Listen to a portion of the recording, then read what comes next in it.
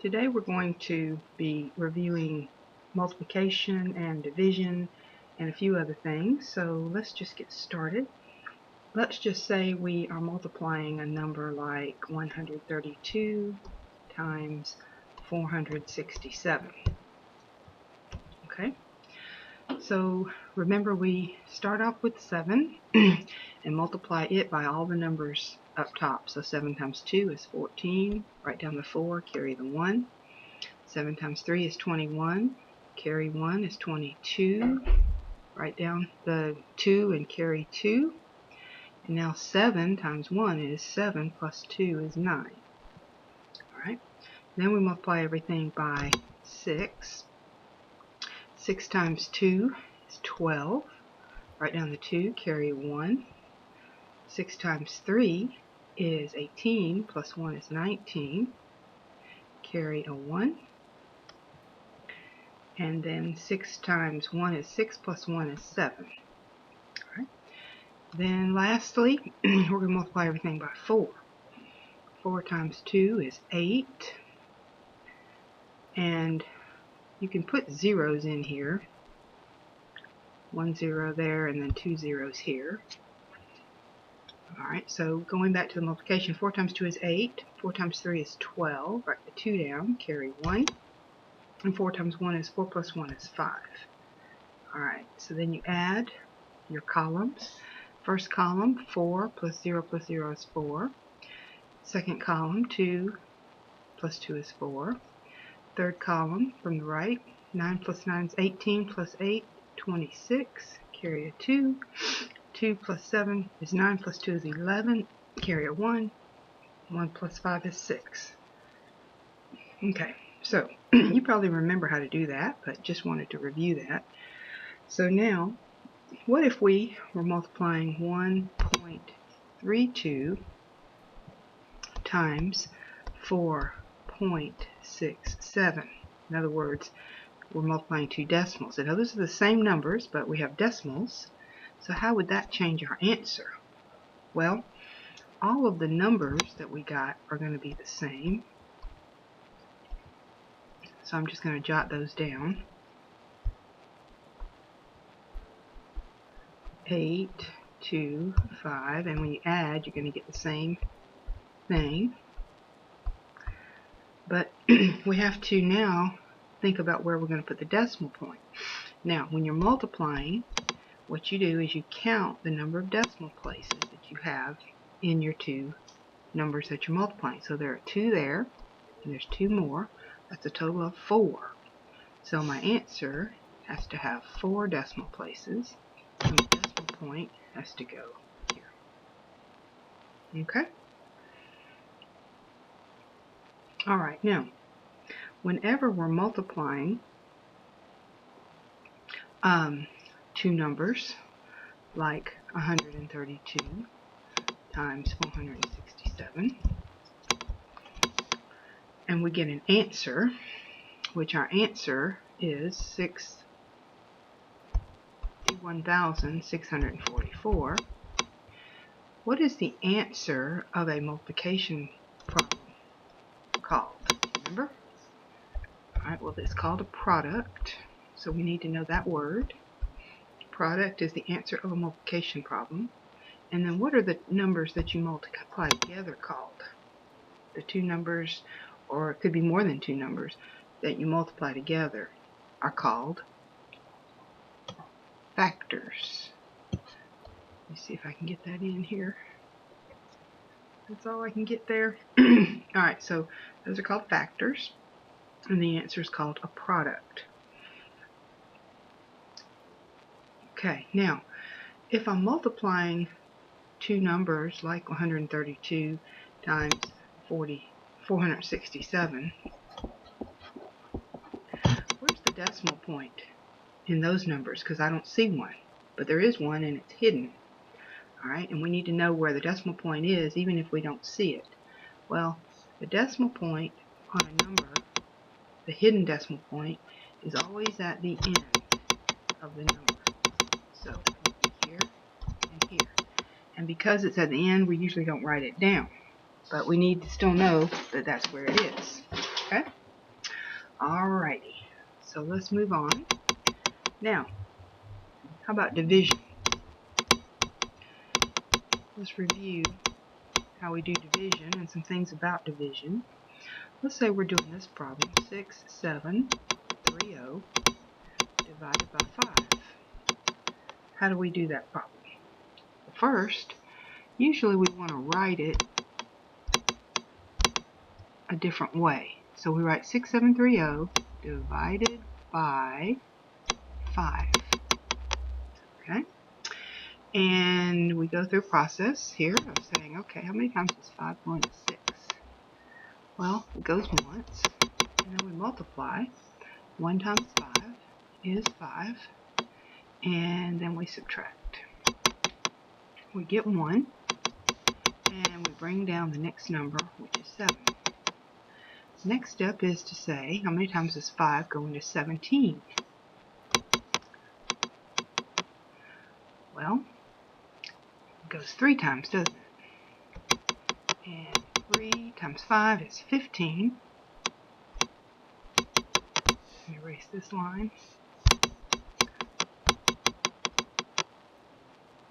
Okay, and we multiply, and then we subtract. Bring down the next number, which is a 3. And now we ask ourselves, how many times does 5 go into 23? That's 4 times. 4 times 5 is 20. Subtract. Bring down that last number. And now, how many times does 5 go into 30? That's 6 times. 6 times 5 is 30. And nothing left, so that's a 0 remainder. So our final answer is 1,346 right here. And that is supposed to be a comma. Okay. So now let's look at another problem. Let's say we are dividing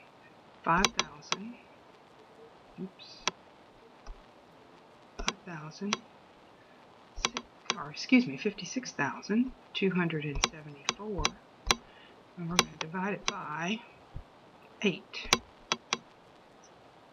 Alright, well first, did 8 go into 5? No. So we have to then say, okay, does 8 go into 56? Yes. And the answer is 7. So 7, let me erase that. Okay, 7 times 8 is 56. And then we subtract, and we get 0. Bring down the next number. Alright, does 8 go into 2? It does not. So we have 0. And 0 times 8 is 0. And then we subtract, and we get 2. Bring down the next number. So 8, how many times does 8 go into 27? 3. 3 times 8 is 24. Subtract. Bring down the 4.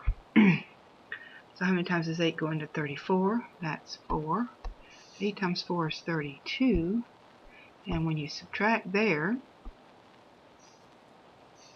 you get 2.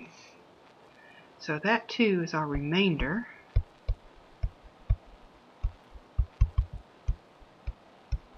So our answer is 7034 remainder 2. Okay? Alrighty. So now let's look at a couple more examples, because division is a little hard sometimes, so we want to review. Let's say we're doing 32 into 4,193. Now this time the number on the outside is a 2-digit number. Now before we go any further, let's talk about what the numbers are called. The number on the outside is called the divisor, and the number underneath the division symbol is called the dividend,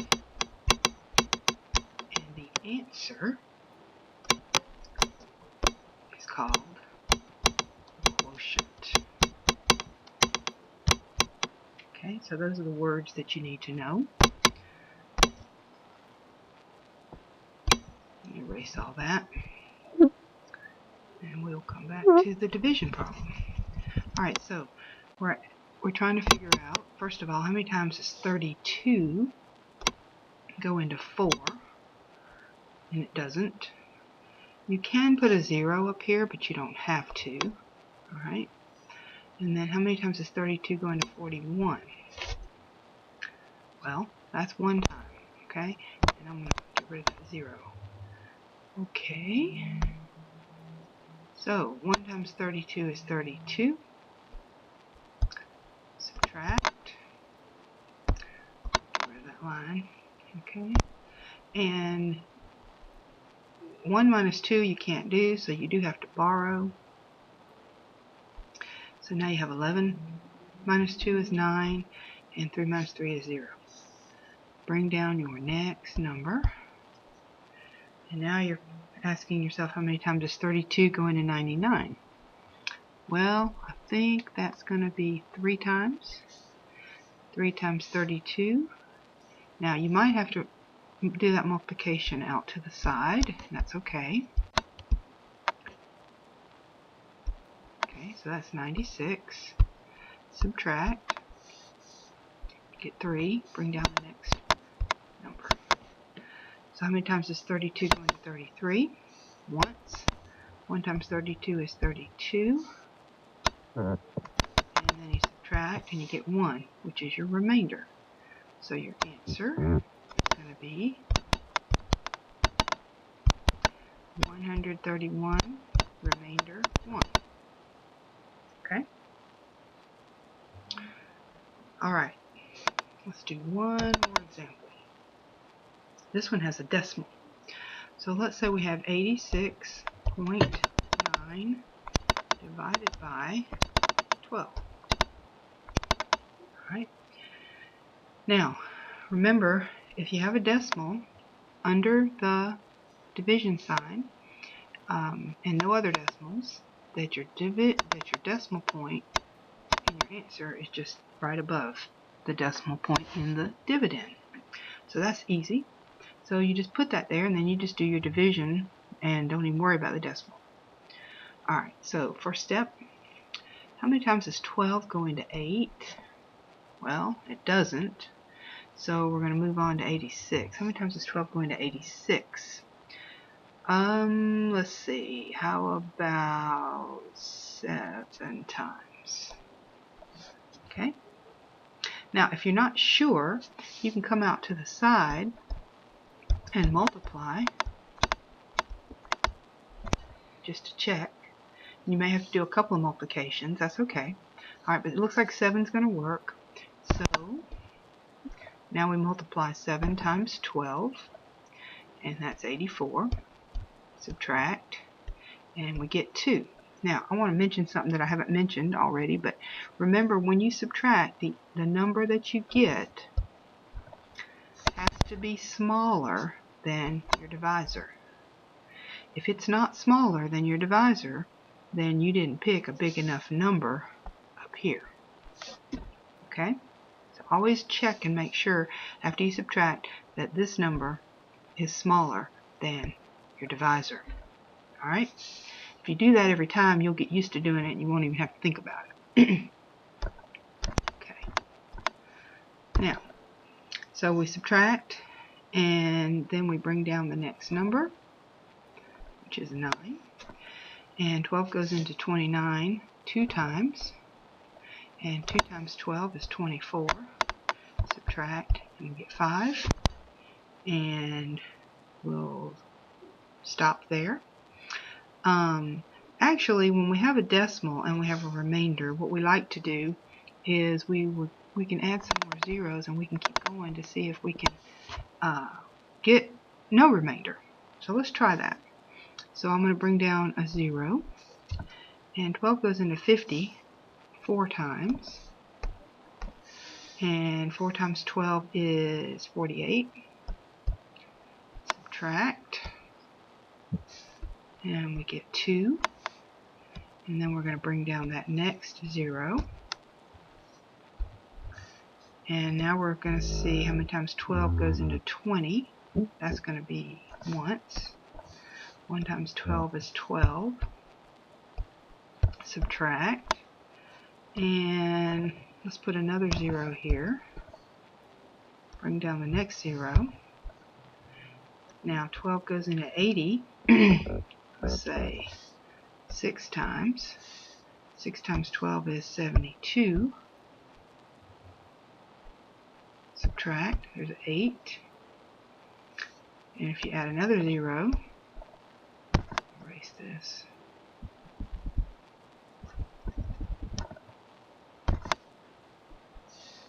Bring that one down. And now how many times is 12 going to 80? That's going to be 6.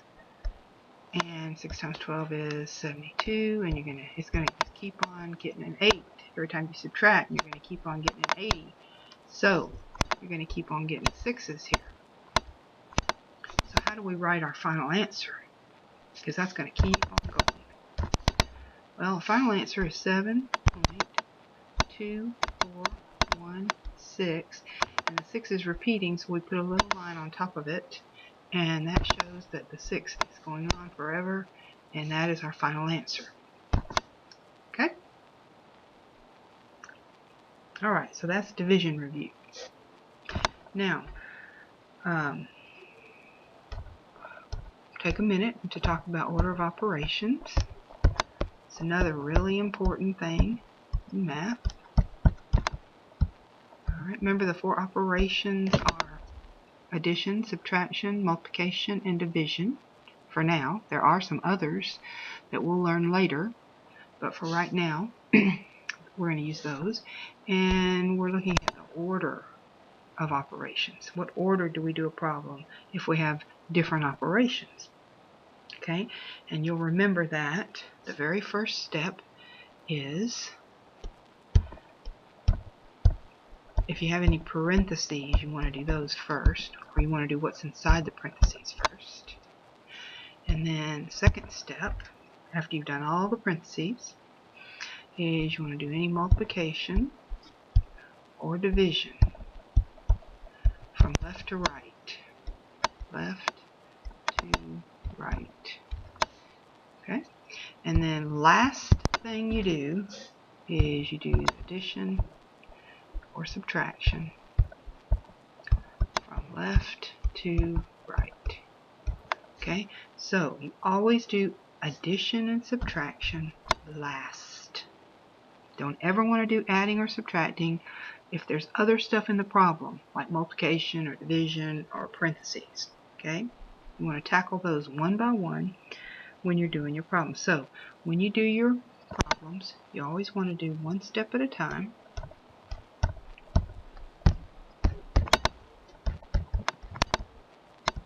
And show all your work. Okay? Always show your work. Even if you can do it in your head, show your work.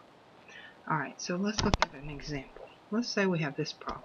3 plus 2500 minus 180 divided by 6 plus 47 times 9. Okay, so what do we have to do first? Well, we have to do what's in parentheses first. So we have to do that. What's 3 plus 2500? Well, it's 2503. Now that's all we can do in this problem, so we're going to just copy everything else down. In that step. One step at a time. Okay? Now, what's the next thing we have to do in the order of operations? We've done all the parentheses. So now we have to do multiplication and division. So here's a division right here. And here's a multiplication. So those are the two things we have to do. And we go from left to right. So, copy. Oops.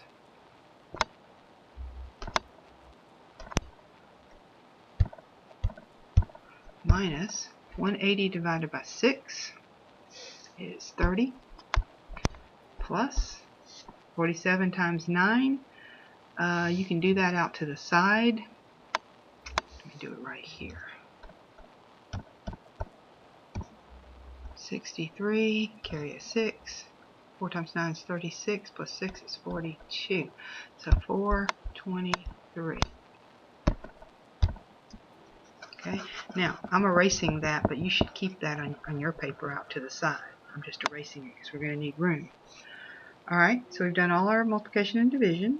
So now all we have left is addition and subtraction. And we go from left to right. So we have to do this first.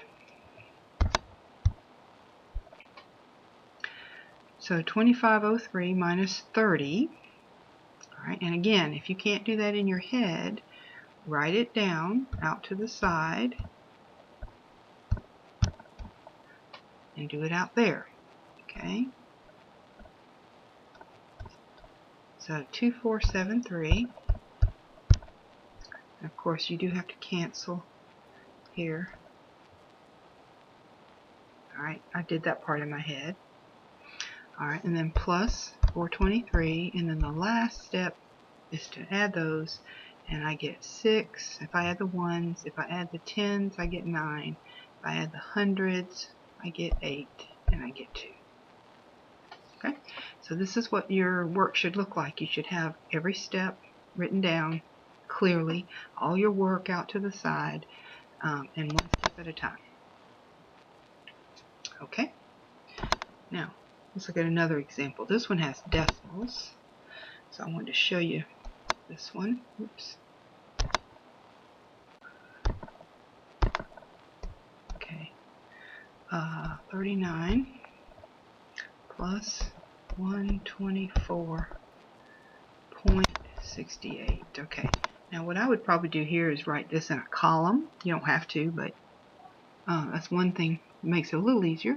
So if I write 124.68 and then 39, remember my decimal in 39 is at the end. So I have to put 39 here so the decimal lines up. And then 1.7, 1.7, like that. So I have to be really sure that my decimals line up when I'm adding. Decimals need to line up. Alright? So now, add up on the very right, we just have 8. And then 6 plus 7, 13, carry 1. And now that's 1 plus 4 is 5, plus 9 is 14, plus 1 is 15. 1 plus 2 is 3, plus 3 is 6, and then just 1 there in our decimal point. Don't forget your decimal point. You just bring it down. It's all in one column. Okay? Alright, now let's talk about something called miles per hour. When you're going on a trip or you're riding down the road, sometimes you see the speed limit, and it might have a sign like this, and it might say 45 miles per hour. And then underneath that, usually it says speed limit. Okay, so what does that mean? Well, for one thing, it means that's how fast you're supposed to go on that road. You're not supposed to go any faster than that. Alright, but it also means something else. And MPH again means miles per hour. Okay, so let me erase this. So what does it mean if, let's say, a car is going 48 miles per hour? What does that actually mean? Well, it means that that's how fast it's going, but it also means that in 1 hour, how far will he go? He'll go 48 miles. So if you're going on a trip that's 48 miles and you're going to go 48 miles per hour, it's going to take you 1 hour and you're going to go 48 miles. Okay, that is literally telling you how many miles you're going to go for each hour. Now, let's say you're going 48 miles per hour, and let me write that out. Sometimes it helps if you write it out because it makes you understand what it is better. Okay, and let's say you travel for 2 hours.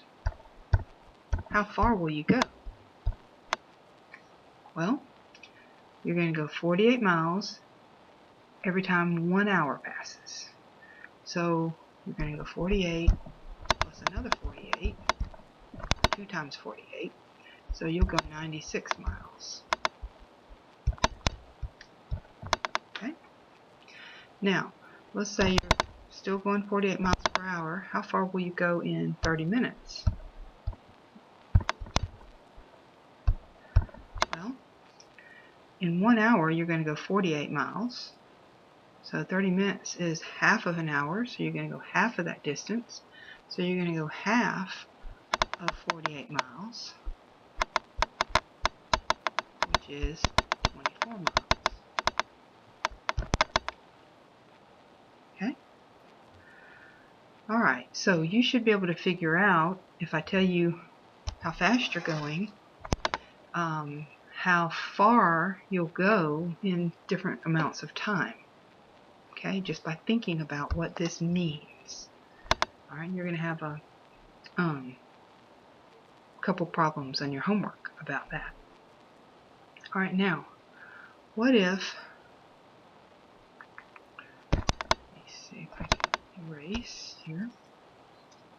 What if you're going 48 miles per hour and you keep going that speed and you travel for 7 hours?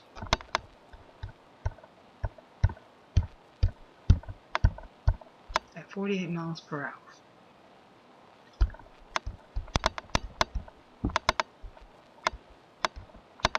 How far will you go? How far will you go? Well, 48 miles per hour means you're going to go 48 miles every hour.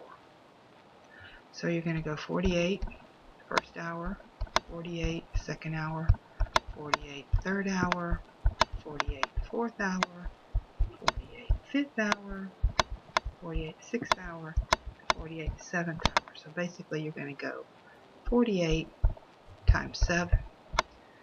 And that will be how many miles you travel. And that will be 8 times 7 is 56. 28 and 5 is 33. 336 miles. Okay, so you see how you can calculate that based on your speed. Isn't that neat? Alright, so now I want you to think about another question. If you're going 48 miles per hour, can you estimate how far you would go? Excuse me, estimate how long it would take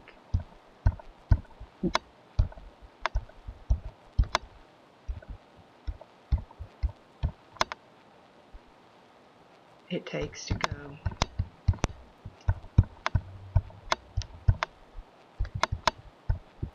to travel 300 miles. So let's say you're going to go on a trip that's 300 miles and you know you can go 48 miles per hour on the average. How long will it take? Can you figure that out? Now we're going to estimate, so we don't have to get an exact answer. So let's think about it. Well, 48 miles is about 50 miles, right? So it's about 50 miles, and this little symbol right here just means approximately every hour.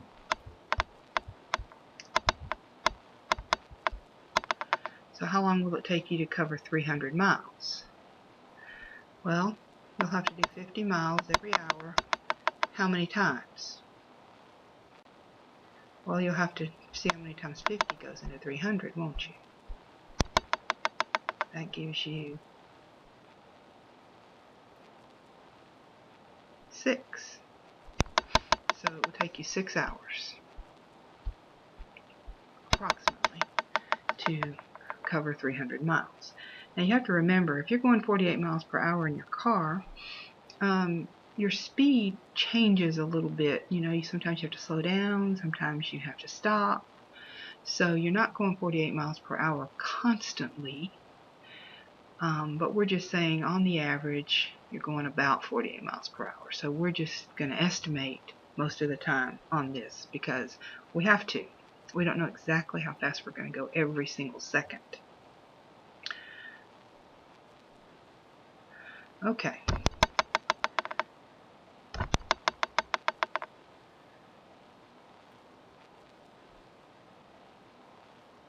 Alright, so when you're doing these problems, any kind of word problem,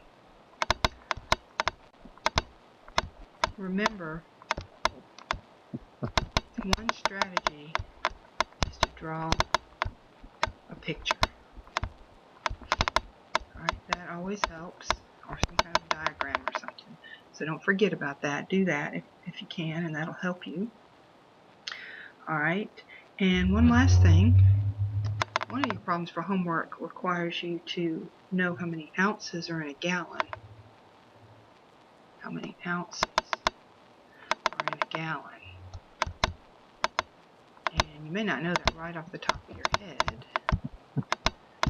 So let's think about how we could figure that out. Well, what are the units that we know of that are related to gallons and ounces? Well, we have gallons. Okay. And then the next smallest thing is quarts. I'm using the abbreviations. And then the next smallest thing is a pint. And the next smallest thing is a cup. And then there's ounces. Okay? So, we used a picture before to kind of do this. It makes it a little helpful. So let's say we have 1 gallon. Let's say that all that space right there is a gallon. Okay? Alright. Well, that's 1 gallon. So how many quarts are in a gallon? You remember? Well, actually there's 4. Okay, so 4 quarts in a gallon. Alright, now do you remember how many pints are in a quart? Well, there's 2 pints in a quart. So each one of these is a quart. So there's 2 pints in every quart. So how many pints are there in a gallon? Well, if you bring this across, there's 2 pints for every quart. So there's 8 pints in a gallon. Alright, now, how many cups are in a pint? Remember? 2. So how many cups are going to be in a gallon? Well, for every pint, there's 2 cups. So we're going to have 16 cups. Alright, now, how many ounces are in a cup?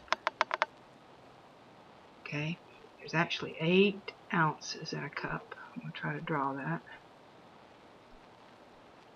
Okay, each one of those little things is an ounce. So, if there's 8 ounces in every cup, and there's 16 cups, how many ounces are there going to be in a gallon? How can we figure that out? Well, there's 8 plus 8 plus 8 plus 8 all the way. There's 16 of those. So 16 times 8 is 128. Okay? So you might want to draw this picture and put it in your notebook somewhere so you can have it, and then if you ever need to know these conversions from gallons to quarts to pints, etc., you'll have something where you can look at that quickly. Okay?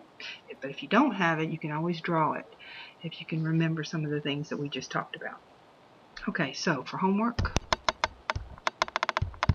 I want you to do pages 12 and 13 in your workbook. And I will see you tomorrow.